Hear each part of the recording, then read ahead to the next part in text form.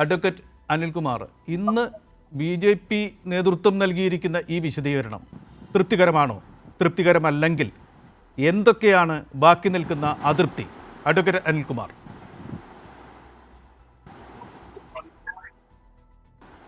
ബഹുമാനപ്പെട്ട കേന്ദ്രമന്ത്രി സുരേഷ് ഗോപിക്ക് ചരിത്രത്തിൽ മറുപടി പറഞ്ഞിട്ടുള്ളത് ശ്രീനാരായണ ഗുരുവാണ്. അദ്ദേഹത്തിൻ്റെ ഒരു കൃതിയാണ് ജാതി നിർണയം. ഉന്നത കുലജാതർ എന്ന് പറയുമ്പോൾ എന്താണ് ജാതി? പരസ്പരം പുണർന്നു പെറുന്നതേതോ അതൊരു ജാതി. ഇതാണ് ഗുരുദേവൻ്റെ ജാതി നിർണയം. മനുഷ്യൻ അതിൽ ആണും പെണ്ണും ചേർന്ന് പുണർന്നാൽ ഒരു കുട്ടി ഉണ്ടാവും. പട്ടിയും പൂച്ചയും ഇണചേർന്നാൽ കുട്ടി ഉണ്ടാവില്ല. അപ്പോൾ പരസ്പരം പുണർന്ന് കുട്ടി ഉണ്ടാവുന്നതേതോ അത് ഒരു ജാതി എന്ന് പറഞ്ഞാൽ മനുഷ്യനൊരു ജാതി എന്ന് മാത്രം. ഇതാണ് ഗുരുദേവൻ്റെ ജാതി നിർണയം എന്ന കൃതി ചൂണ്ടിക്കാണിക്കുന്നത്. 100 കൊല്ലം മുമ്പ് തന്നെ ഇപ്രകാരമുള്ള ഉന്നത കുലജാതർക്ക് ചരിത്രത്തിൽ മറുപടി നൽകിയ ഗുരുദേവനെയാണ് സുരേഷ് ഗോപിക്ക് ഞാൻ പരിചയപ്പെടുത്തുന്നത്. സുരേഷ് ഗോപി ഇത് പുതിയ കാര്യമായി പറയുന്നതല്ല. ഋഗ്വേദത്തിലെ പുരുഷ സൂക്തം ഇതാണ് പറയുന്നത്. ഋഗ്വേദത്തിലെ പുരുഷ സൂക്തത്തിൽ മനുഷ്യൻ്റെ നിർമ്മിതിയെ സംബന്ധിച്ച്, മനുഷ്യനെങ്ങനെ ഉണ്ടായി എന്നതിനെ സംബന്ധിച്ച് കൃത്യമായി പുരുഷ സൂക്ത കഥാകാരൻ പറയുന്നത് ഭഗവാൻ മനുവിൻ്റെ ശിരസിൽ നിന്നും ഉൽപ്പാദിപ്പിക്കപ്പെട്ട ഒരു ജാതിയുടെ പ്രത്യേകതകളെക്കുറിച്ചാണ്, അല്ലെങ്കിൽ ബ്രഹ്മാവിൻ്റെ ശിരസിൽ നിന്നും ഉൽപ്പാദിപ്പിക്കപ്പെട്ട ഉന്നത ജാതിയെക്കുറിച്ചാണ്. അതുകൊണ്ട് തന്നെയാണ് നമ്മുടെ പഴയകാല ഭാരതീയ സംസ്കാരം എന്ന് വിളിക്കുന്ന RSS വിളിക്കുന്ന ആ ഭാരതീയ സംസ്കാരത്തിൽ അവർ എപ്പോഴും പറഞ്ഞിരിക്കുന്നത് ഏതു ഭരണമാണ് നല്ലത്? ലോകാ സമസ്ത സുഖിനേ ഭവന്തു, സർവ്വലോകത്തിനും സുഖമായിരിക്കട്ടെ എന്ന് പറഞ്ഞാൽ ലോകത്തെ മുഴുവൻ മനുഷ്യർക്കും സുഖമായിരിക്കട്ടെ എന്നല്ല പറയുന്നത്. പിന്നെന്താണ് പറയുന്നത്? ഗോ ബ്രാഹ്മണസ്യ ഇതമസ്ത നിത്യം ലോകാ സമസ്ത സുഖിനേ ഭവന്തു. ഗോക്കളെയും ബ്രാഹ്മണരെയും നന്നായി പരിപാലിക്കുന്ന മതത്തിന്, രാജാവിന്, ഭരണത്തിന് സുഖം വരട്ടെ. ബ്രാഹ്മണ പൂജയുടെ മതമാണ് ഭാരതീയ സംസ്കാരം, RSS മുന്നോട്ട് വെക്കുന്ന സംസ്കാരം. ആ ബ്രാഹ്മണ പൂജയുടെ ഒരു രാഷ്ട്രം, ഒരു രാഷ്ട്രീയം ഇത് രൂപപ്പെടുത്തണം എന്നുള്ളതാണ് RSS മുന്നോട്ട് വെക്കുന്നത്. അതുകൊണ്ട് തന്നെയാണ് കുലം, ഗോത്രമഹിമ, വംശശുദ്ധി, ആ വംശശുദ്ധിയെ ഉറപ്പിക്കാൻ വേണ്ടി വംശശുദ്ധി ഇല്ലാത്തവരെ മ്ലേച്ഛർ എന്ന് വിളിക്കുക. ഇവിടെ മ്ലേച്ഛന്മാരുണ്ട്. ആരാണ് മ്ലേച്ഛർ? വംശശുദ്ധി ഇല്ലാത്തവരെല്ലാം മ്ലേച്ഛരാണ്. അങ്ങനെ മ്ലേച്ഛന്മാരുടെ രാജ്യവും വരേണ്യരുടെ രാജ്യവുമായി രാജ്യത്തെ വിഭജിക്കുന്നു. അതുകൊണ്ടാണ് നമ്മൾ ചണ്ടാലഭിക്ഷുകിൽ കുമാരനാശൻ പറയുന്നത്, ഗ്രാമത്തിന് പുറത്തെങ്ങോ വസിക്കുന്ന ചാമ്പ്രനായകൻ തൻ്റെ കിടാത്തിനാൻ. ഗ്രാമത്തിൻ്റെ പുറത്താണ് വാസം. ഉന്നത കുലജാതകർ ഗ്രാമത്തിനകത്തും അതല്ലാത്തവർ പുറത്തും. അപ്പോൾ സംസ്കാരത്തിന് പുറന്തള്ളൽ. ഈ പുറന്തള്ളലാണ് ബഹുമാനപ്പെട്ട മന്ത്രി സുരേഷ് ഗോപി തുറന്നു പറഞ്ഞത്. അത് ഭാരതീയ സംസ്കാരമെന്ന് വിളിക്കപ്പെടുന്ന RSSൻ്റെ ദർശനമാണ്. അത് അദ്ദേഹം തുറന്നു പറഞ്ഞതിൽ സത്യസന്ധതയുണ്ട് എന്ന് തന്നെയാണ് എൻ്റെ നിലപാട്.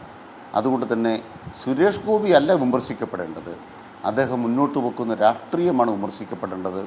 മനുസ്മൃതിയാണ് അദ്ദേഹം മുന്നോട്ട് വെച്ചത്, ഭരണഘടനയല്ല.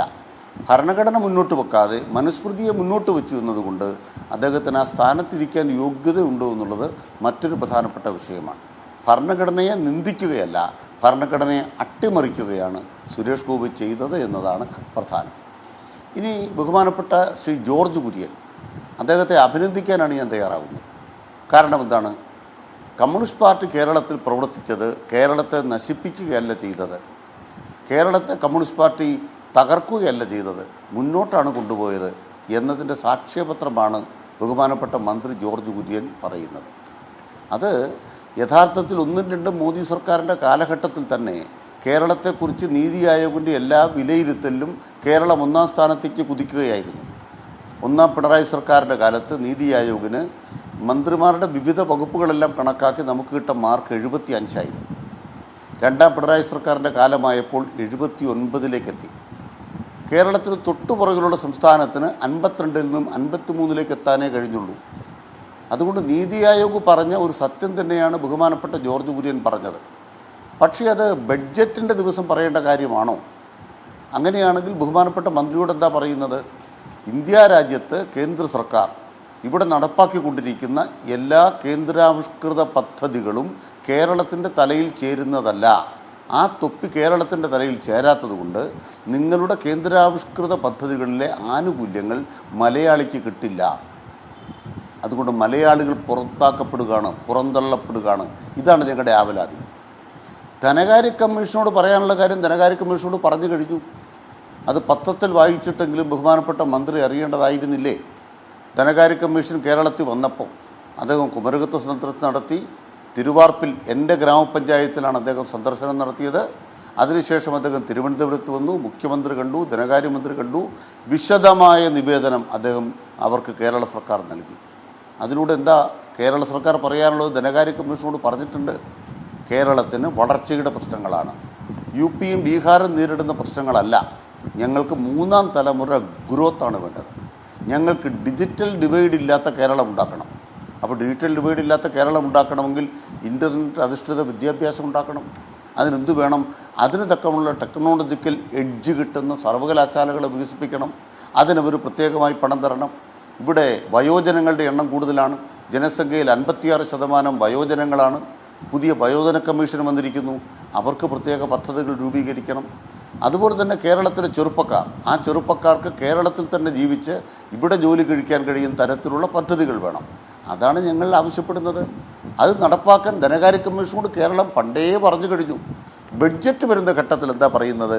ഇന്ത്യ രാജ്യത്ത് 1.5 ലക്ഷം കോടി രൂപയുടെ കാപ്പക്സ് എന്ന് പറഞ്ഞാൽ മൂലധന നിക്ഷേപത്തിന് പലിശയില്ലാതെ കേന്ദ്ര സർക്കാർ കൊടുക്കുന്ന പണം. ആ പണം വീതിക്കുമ്പോൾ 5000 കോടി രൂപ ആ വിഴിഞ്ഞത്തിന് പലിശയില്ലാതെ തന്നാൽ ഇന്ത്യയിലെ ഏറ്റവും വലിയ തുറമുഖമല്ല, ലോകത്തെ ഏറ്റവും വലിയ തുറമുഖം നിങ്ങൾക്ക് വിഴിഞ്ഞത്ത് കാണാം. അതാണ് കേരള സർക്കാർ പറയുന്നത്. സഹായിക്കുമോ? കേരളത്തിന് നൽകേണ്ടത് നൽകുമോ?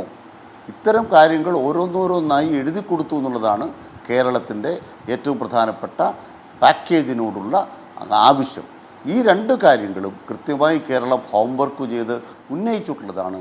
ആ രണ്ട് മന്ത്രിമാരും അവരുടെ പ്രത്യയശാസ്ത്രം വെളിപ്പെടുത്തി, അവരുടെ രാഷ്ട്രീയം വെളിപ്പെടുത്തി. LDF സർക്കാർ തുടർച്ചയായി എന്താണ് കേന്ദ്ര സർക്കാർ എന്ന് പറഞ്ഞുകൊണ്ടിരുന്നത് ശരിവച്ചിരിക്കുന്നു.